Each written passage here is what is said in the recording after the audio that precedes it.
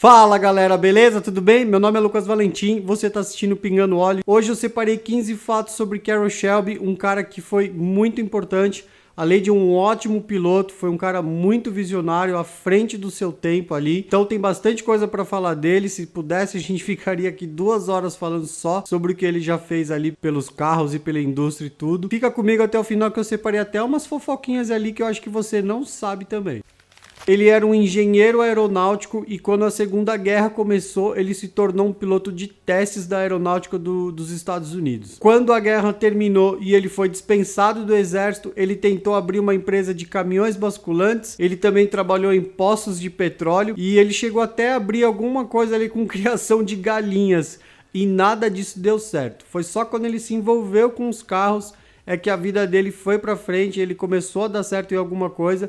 E é por isso que a gente lembra dele até hoje.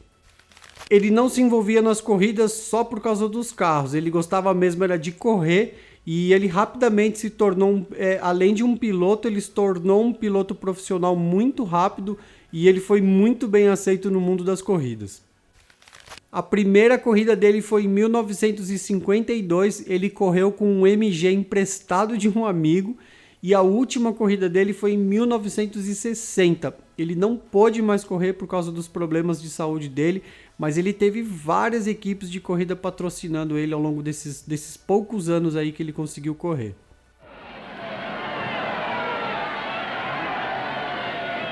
Então, o GT40 leva muito o nome dele, né? Mas ele sempre deixou claro que ele teve grandes amigos que ajudaram ele a desenvolver esse carro. Ele tem 3 caras ali que ele sempre menciona, esses caras que foram quem ajudou de fato mesmo ele a tirar esse projeto do papel. E no comecinho ali, quem testava esses carros na pista era Bruce McLaren. Mas o GT40 só brilhou quando voltou para os Estados Unidos em 1964. Aí sim ele fez sucesso depois de uma temporada brilhante fora do país.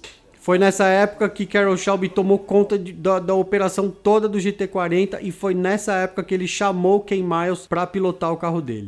Essa foto é a prova de que o GT40 chegou para incomodar de verdade. Então, muito antes do GT40 atingir esse status todo de carro cult, o Shelby já estava trabalhando no Cobra.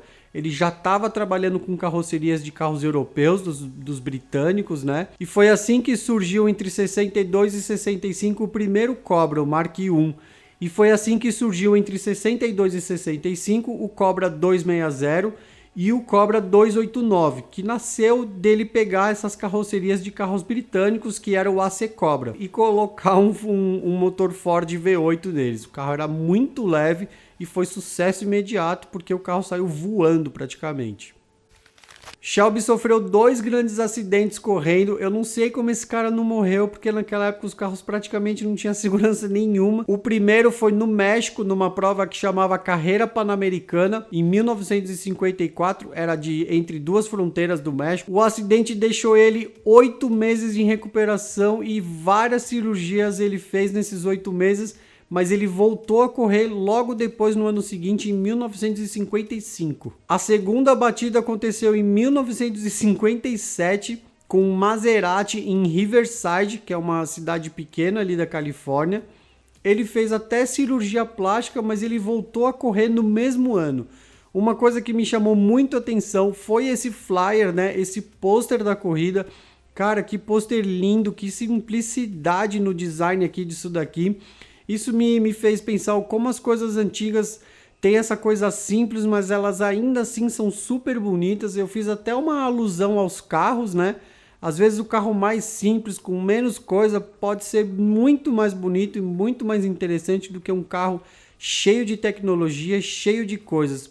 Eu não sei porque eu fiz essa alusão e achei muito legal por causa desse pôster. Quando o Ken Miles correu com os primeiros Cobra, o Mark I e o Mark II, ele colocou vários apelidos, zoando a suspensão do carro. Ele falou, cara, essa suspensão é um excremento, esse carro é horroroso. E aí o Shelby começou a colocar as suspensões da própria Ford no carro. E aí transformou totalmente o Cobra e ele virou praticamente um sedã de luxo. E passou a andar muito mais e ter um desempenho muito melhor. Então o Cobra Mark III, que era de 65 a 67, mesmo não vendendo muito, já era um carro icônico e já tinha um respeito muito grande por Carroll Shelby. A galera já sabia que ele estava muito à frente de designers, na visão de mecânica, de todos os projetos dele. Ele realmente estava um passo à frente de todo mundo. O mais próximo que a gente pode chegar de Carroll Shelby é esse episódio que eu gravei desse Mustang Fastback, que é simplesmente maravilhoso. E se vocês me permitem, eu vou fazer mais uma vez a piada do Gol GTI. Se um Gol GTI vale 200 mil, ou pode valer 200 mil, eu acho que um Mustang desse deve valer 200 milhões. Em 1965, o GT40 fez tanto sucesso que as pessoas começaram a cobrar de querer comprar um e ter um para dirigir, mas era impossível porque ele era um carro, um projeto de pista, não tinha como, e foi aí que Carroll Shelby teve a ideia de fazer com a Ford o Mustang GT 350. E aí entre 65 e 66, a Ford junto com o Shelby lançou o Mustang GT 350, que tinha carburadores quadrijet Holley e algumas outras preparações ali. Era um carro, um V8 de 5.7 litros, que ao invés dos normais 271 cavalos, eles chegaram a produzir 306 cavalos. Muito bom para a época. Em 1959, ele ganhou uma Le Mans dividindo um Aston Martin com um outro piloto que chamava Roy Salvadori. Esse foi um dos maiores feitos da vida dele. Ele ficou muito feliz porque ele falava, cara, eu vendia galinha, eu era do exército.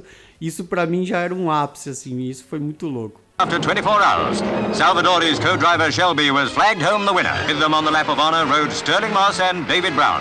Good for Aston Martin. Para você ver como ele era inquieto, em 65 e 66 ele resolveu fazer o GT 350R, que era de propósito para ser o carro, o Mustang mais rústico de todos. Então era um carro completamente pelado, mas tinha gaiola. Ele usou algumas peças de Galaxy na frente do carro. Era um carro com uma proposta totalmente de pista e somente 36 unidades foram fabricadas. O Cobra Super Snake foi uma das coisas mais bizarras que ele já fez. Ele colocou 2 Supercharger Paxton num Cobra 427, transformou o Cobra, fez algumas alterações no desenho ali, fez scoop no capô, fez umas coisas bem loucas e virou um carro monstruoso. Ele fez 2 deles, um ele vendeu para um comediante que chamava Bill Cosby, o cara vendeu para outro cara e o cara destruiu, eu não sei como ele bateu, não sei como ele não morreu, dizem que o carro caiu no mar. Foi completamente destruído. O outro carro ficou com ele por muitos anos, era um automático de 3 velocidades e foi vendido no leilão por 5 milhões e meio. Ele se casou 7 vezes, ele se divorciou 4 vezes, ele teve um casamento anulado, uma das mulheres ele perdeu num acidente de carro, ele só teve filhos com a primeira mulher e a última mulher dele, ele estava num processo de divórcio e a mina tinha 25 anos a menos que ele. E obviamente que os filhos dele, quando ele morreu, e essa última mulher estão na justiça brigando pela grana dele. Mano, é impressionante. Se tem uma coisa que vai acontecer, eu acho que para sempre no mundo é filhos brigando pelo dinheiro e sócio roubando sócio. Em 67 e 68, o GT 350 deu lugar ao GT 500, que era um carro um pouquinho mais refinado, um pouquinho mais luxuoso. Tinha uns enfeites ali de entrada de ar no capô, ele tinha acho que lanterna do Thunderbird, e foi mais um projeto que ele trouxe ali junto com a Ford de melhorar o GT 500. E o GT 500KR foi onde ele extrapolou tudo e colocou um V8 de 335 cavalos, que para a época era um negócio monstruoso. Então o Shelby trabalhava com um cara que chamava Lee Iacocca na Ford, eram os dois trabalhando juntos que faziam a coisa acontecer realmente. E quando esse Lee Iacocca saiu da Ford e foi para a Dodge, ele levou o Shelby junto e foi lá que eles conseguiram também fazer outros projetos. Foi ali que o Shelby também se envolveu na Dodge, e um dos carros que eles fizeram foi o Dodge Omni, que era um carro pequenininho, meio feinho assim, bem cara de anos 80 mesmo, mas foi um carro que fez bastante sucesso, andava bem, tinha mais de 100 cavalos ali, era uma proposta bem interessante. Então onde esses caras iam, eles faziam vários projetos acontecer. Ele teve muitas complicações de saúde, ele tomava pílula de nitroglicerina quando ele sentia dores, ele fez um transplante de coração em 92, ele fez um transplante de rim em 96, e ele morreu em 2012 aos 89 anos de idade. Cara, o cara foi muito guerreiro. Uma das coisas que ele mais amava era pimenta, tanto que hoje existe uma marca de pimentas que fez uma pimenta com o nome dele e é sucesso de vendas. Enquanto o GT40 estava sendo desenvolvido para vencer a Ferrari, também existia o projeto que era o Shelby Daytona Coupé, que foi outro carro da Ford que conseguiu se sair muito bem nas provas de Sebring e Le Mans, até vencendo a classe GT. O Shelby Cobra Daytona foi baseado no Cobra, obviamente, era um coupé de 64, e ele estava tão perto de vencer que em 1965 a própria Ferrari amarelou e retirou a Ferrari da categoria GT. Uma coisa que abalou muito o Carroll Shelby foi a morte de Ken Miles, e uma forma que ele pôde homenagear ele foi terminando o projeto do GT40 Mark IV. Foi um carro que ele se dedicou muito para terminar e desenvolver esse carro, e ele fez tudo isso em homenagem a esse piloto Ken Miles. Bom, galera, esse é o papo de hoje. Obrigado para você que acompanhou até o final. Comenta aqui qual que é o feito de Carroll Shelby que você mais gosta, o que você mais gostou do que ele fez aí pelos carros. Para mim, disparado é esse Cobra Snake aí, que deve ser muito monstruoso. E se você ainda não se inscreveu no nosso canal, por favor se inscreve, que toda semana eu tô trazendo novidades aí para vocês. Beleza?